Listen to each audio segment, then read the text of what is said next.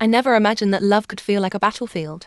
But here I am trapped between the needs of my children and the expectations of my parents, drowning in guilt from both sides. I'm in my mid-30s.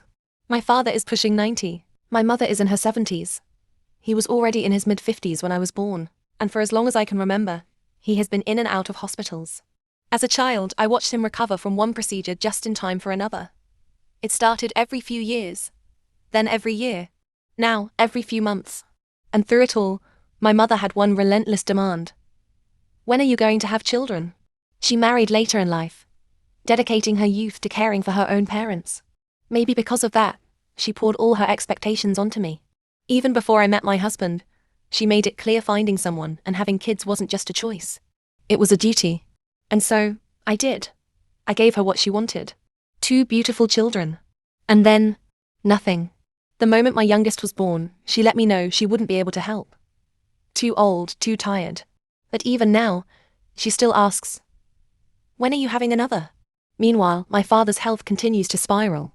2 hospitalizations this year alone. My days are already a blur of exhausting raising 2 toddlers.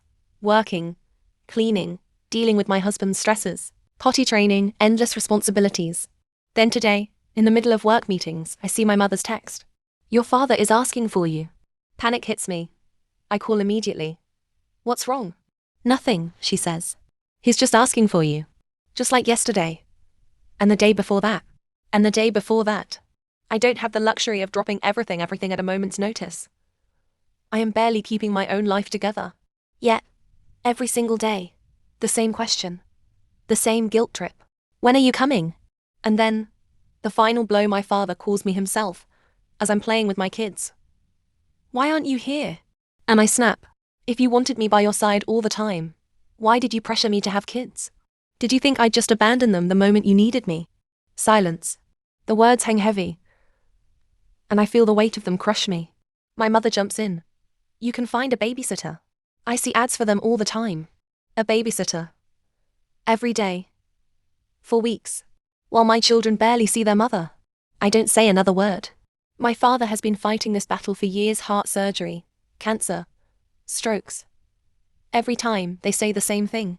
This could be it. Every time, I'm supposed to drop everything. But at what cost? Am I cruel for choosing my children?